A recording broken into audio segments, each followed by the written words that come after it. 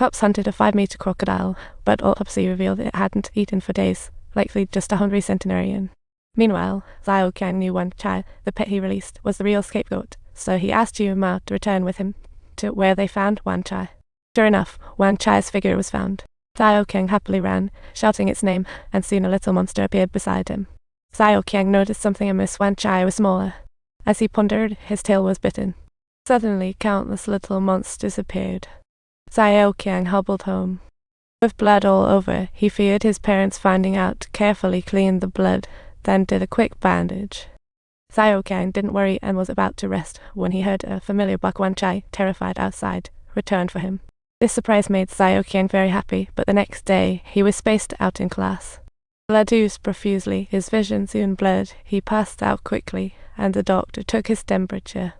Result revealed a 43-degree fever, far beyond normal. Xiaoqiang was rushed to hospital as his temp soared. It hit 108 degrees. Doctors were helpless and put Xiaoqiang in an ice-filled tub to cool him down. With the fever, Xiaoqiang was delirious and kept shouting for Wangchai's help. The doctors were scratching their heads. The subtitles show Xiaoqiang had a severe electrolyte imbalance, and his sister suspected a monster bite.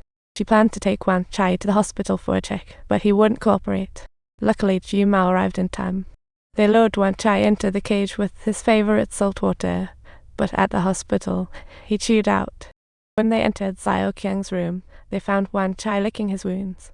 Suddenly, Xiaoqiang's heartbeat flatlined, and Wangchai bolted. Ignoring Wangchai, they went straight to shocking Xiaoqiang back to life, but it didn't seem to make a difference. Xiaoqiang's sister was devastated, while the security guard cornered Wangchai. Seeing this clownish monster, the guard shot instantly, and Xiaoqiang miraculously awoke to the gunshot. He struggled to ask his sister where Wangchai was, but it was too late. Sadly, Wangchai was no. Xiaoqiang was heartbroken as he clutched Wangchai. He had considered Wangchai an irreplaceable buddy, but that night, his sister noticed Xiaoqiang's legs were shaking, and she curiously checked his wound, only to exclaim, "Oh my gosh, your wound is healing." It dawned on his sister that it was thanks to Wangchai's powers that Xiaoqiang was healing, but Xiaoqiang wouldn't necessarily be thrilled about it. Xiaoqiang gently stroked the little monster's body, filled with sorrow because it was his best friend. Shot dead, the little monster sneezed, then a miracle. It came back to life. Xiaoqiang was overjoyed, but the next second, the little monster jumped up and swiftly hid away. Apparently, Wangchai still held a grudge against humans for what had happened, so Xiaoqiang offered a fat fish in a peace offering. But Wangchai just silently dragged the fish into the darkness. Then, the aquarium director became intensely interested in Wangchai's healing abilities for some research on this new species. He promised not to hurt Wangchai, and eventually Xiaoqiang was persuaded to keep Wangchai there. The next day, the director brought in experts to study Wangchai, but their methods were far from friendly. When Xiaoqiang discovered it, experts had anesthetized Wangchai and were extracting spinal fluid, enraging him. It was his pet, yet they treated it like a lab rat. Despondent, Xiaoqiang trudged home. Passing a lamppost, it flickered unexpectedly.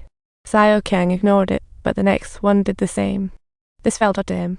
Upon arriving home, he found his eyes like Wangchai's, his breath with a monster's growl, and his temper worsening.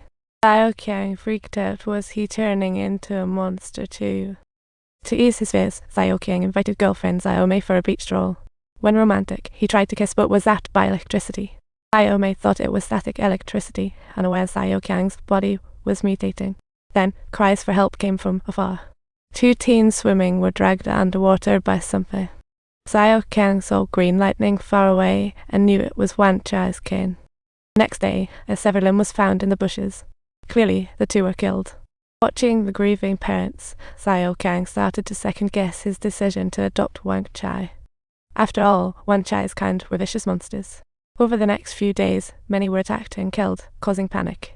At that moment, a man entered carrying a bag of 0-O-MAT circumflex until the monster eggs. He poured the 0-O-MAT, a circumflex cyrillic letter 479, A-O-MAT, acute, a tilde cyrillic letter 4E3AIL, letter 3CA, the eggs before the sheriff, warning of countless nearby monsters. If hatched, all would be eaten. Times L, pound dog of until the times divided by letter 3CA, 2L corner quarter, U grove pound net sign, E-O-MAT letter 3CA, acute, C with dot above O, acute, O, paragraph, I grove TWELVE, turn direct reflex, I, Chinese letter, bound copyright. This way, they could locate the little monster's gathering spot and eliminate them all. Xiaoqiang felt guilty, but had no choice. With Wangchai's bewildered look in his eyes, Xiaoqiang attached a tracker to him, and this trick indeed proved effective. Shortly after, Wangchai gathered with other monsters in a marsh, and the townsfolk armed themselves for the hunt. A human monster clash looms as deep-sea monsters charge toward the city. People on the coast readied themselves for battle against the creatures. As the monsters approached the shore, everyone loaded their guns. At the sheriff's order, everyone shot wildly at the monsters. Even those landing were quickly gunned down.